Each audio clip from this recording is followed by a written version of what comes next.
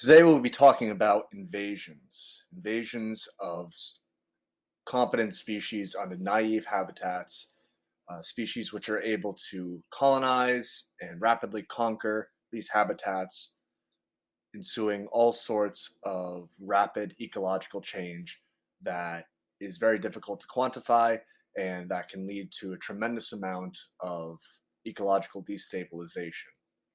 Now, with all this in mind, I've spent my entire life hearing about the devastation that invasive species can have. And I've always sort of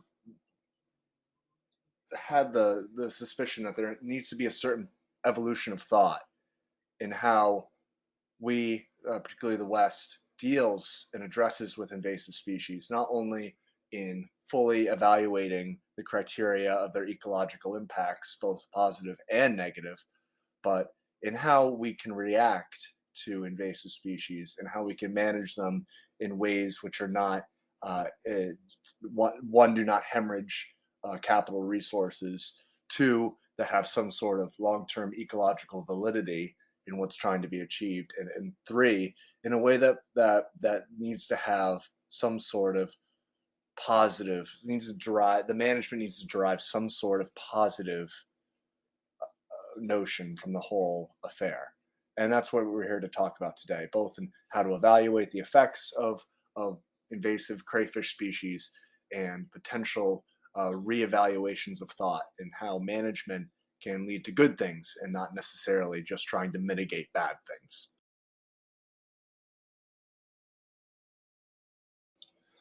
So the core of this quick talk will be addressing Wilson's et al.'s 2004 study on long-term effects of rusty crayfish, then called Orconectes rusticus, and how it dispersed throughout Trout Lake in Wisconsin from the late 1970s all throughout the early 21st century. Quick biological outline of now called Faxonius rusticus. It's a compared crayfish species native to the Ohio River Basin, but has since radiated to naive water bodies, not occupied by smaller crayfish species. And this guy's been radiating through, occupying, displacing native crayfish species, and dominating and altering ecosystems for its own purposes. And it is well established that the invasions are most likely exacerbated by human activity, such as boat traffic, live wells, the use of these guys as bait, the pet trade, and anything else that could transport adult, competent crayfish into naive water bodies. This is the summarization of the study itself of Wilson et al. So rusty crayfish were first observed in Trout Lake in 1979. It took about 19 years for the population to expand throughout the littoral zone where the crayfish is most active and suitable to occupy. Most marketed ecological effects were long-term decrease in snail abundance from over 10,000 snails per square meter to 5.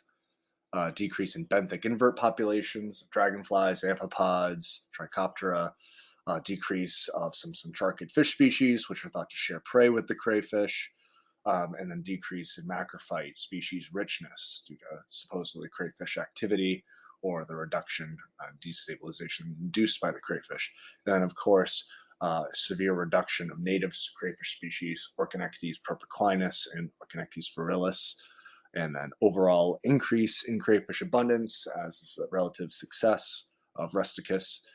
And the study ends with proponizing itself as long-term ecological surveys had several advantages over, let's say, a mesocosm study, because you could observe these long-term effects and then compare changes over time with relative new sites of invasion with long sites of long-established invasion.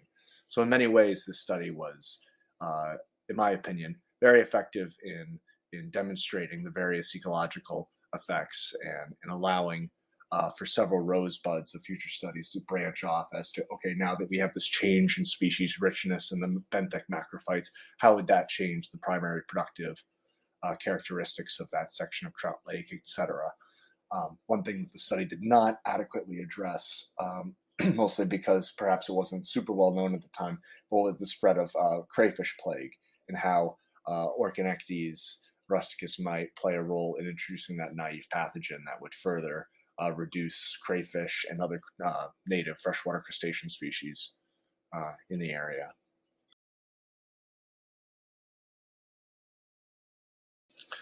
The study itself was very effective at providing a baseline foundation as the different sequential ecological categories that would be disrupted by the introduction of the crayfish. Specifically, the marketed reduction of the snails, the marketed reduction of the benthic, macrophyte diversity. These things would have overarching effects throughout the various ecological sites where the crayfish was established and remained established.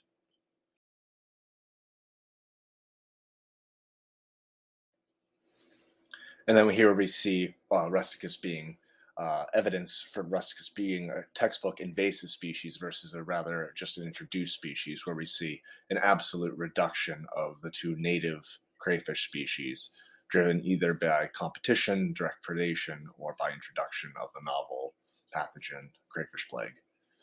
But regardless, the effects are clear with the introduction of rusticus. Rusticus is in, the native species are out.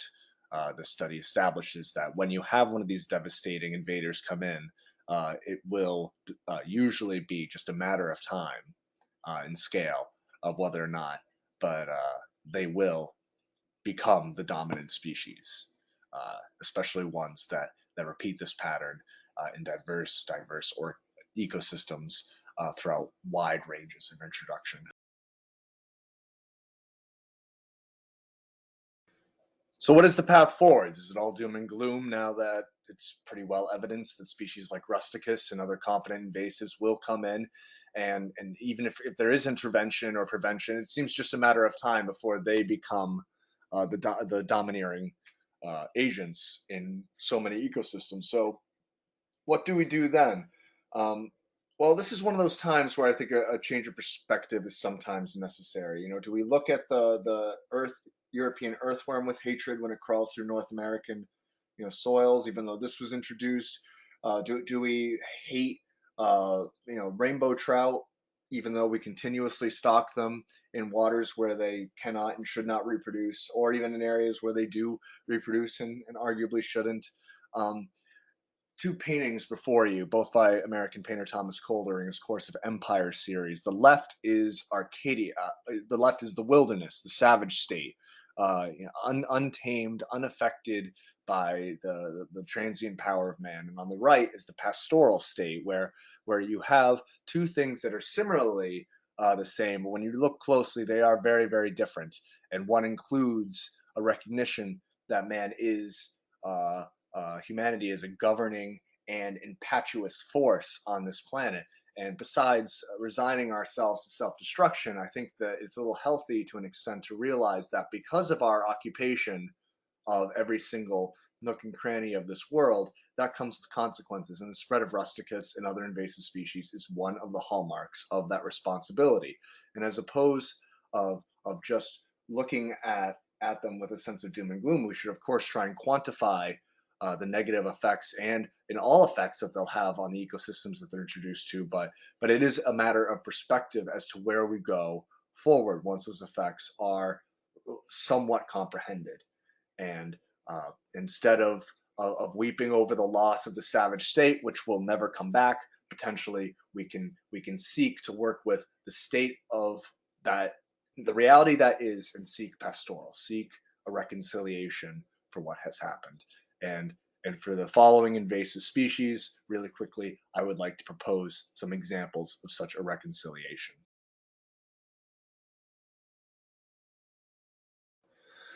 I don't have time to go over specific case by case logistics, but it is my observation, with some notable exceptions, that eradication programs, for the most part, are costly, wasteful, and overall are a greater detriment. The cost, both ecologically and economically, to eliminate some of these invasive species rarely, if ever, justifies the actual impact that it has on the spread or any reconciliation it has as far as reviving the wild state, quote unquote.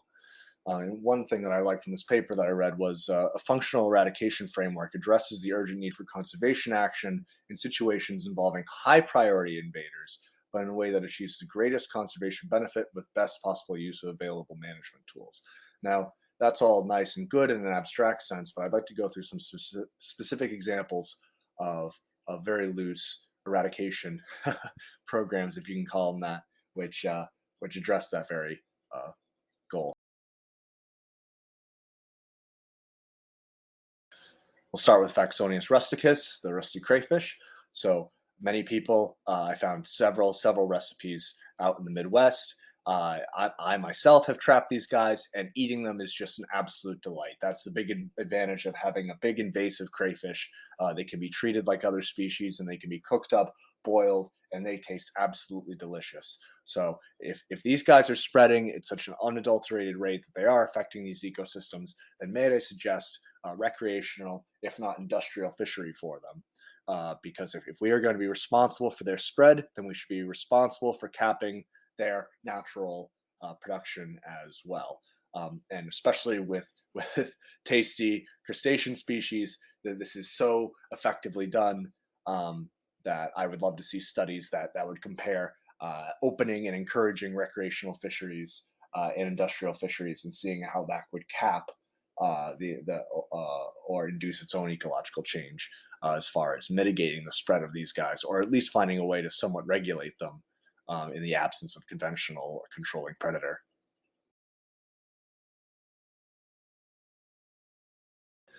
An even more valid example of a quote unquote highly marketable invasive species is Procambus clarki from the southern United States and northern Mexico.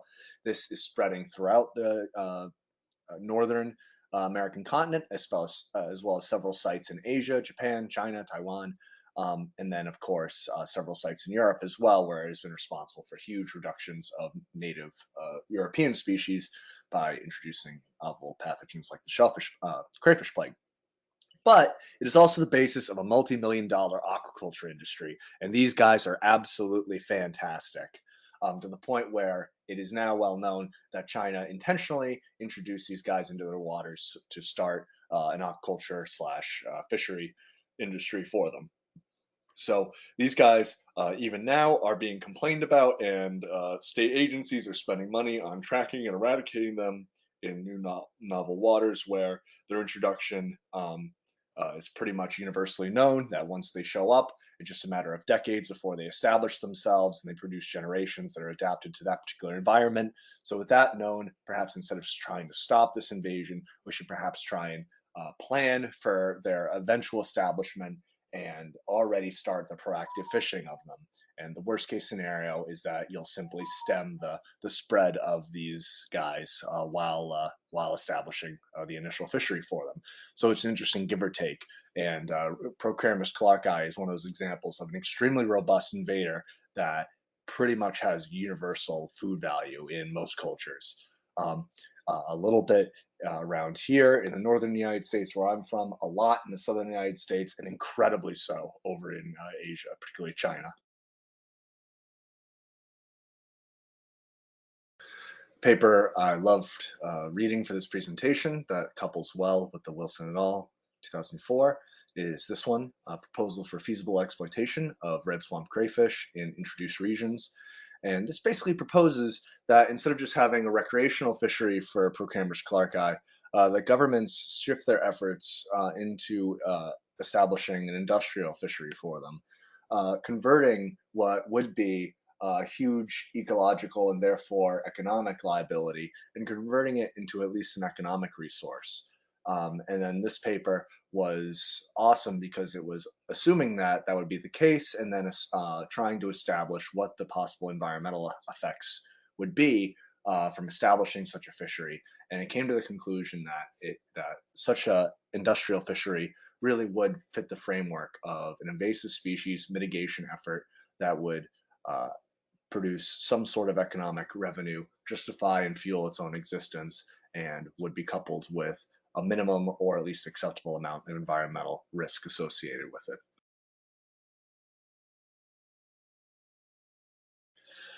You'll rarely hear about invasive crayfish species such as clarki being an issue in countries such as China, where it has rapidly become one of the nation's most favored delicacies.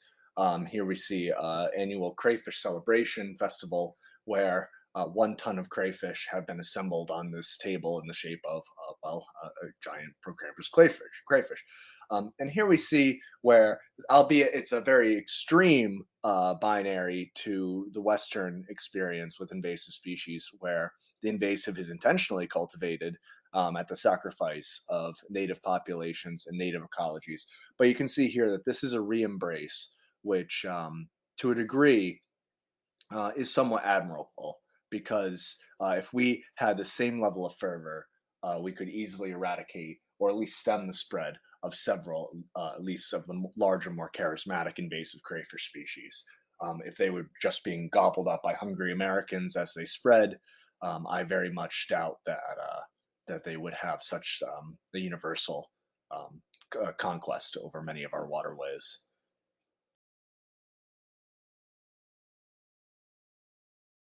Lastly, we'll talk about a Chinese species which is spreading into other waters. This is the Chinese mitten crab. It's a veranid crab, a freshwater estuarine crab. Its life cycle requires that you travel to the mouths of rivers so that it can reproduce and have its larvae reared in PUFA-rich estuarine water, whereas the adults will then migrate back into freshwater ecosystems.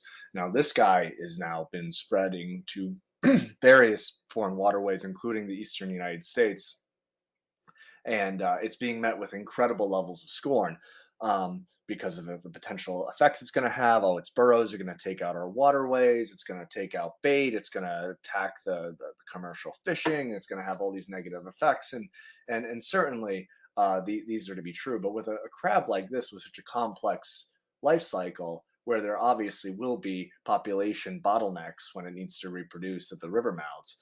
Talk about something that could easily be converted into a predictable fishery, and this is absolute prize delicacy, it's particularly in Shanghai cuisine, where every autumn these guys are collected en masse and their roe is cooked up with them, and it is just, I haven't had the privilege of being able to try it myself yet, but again, to think of these guys as an absolute menace is to an extent looking a gift horse in the mouth.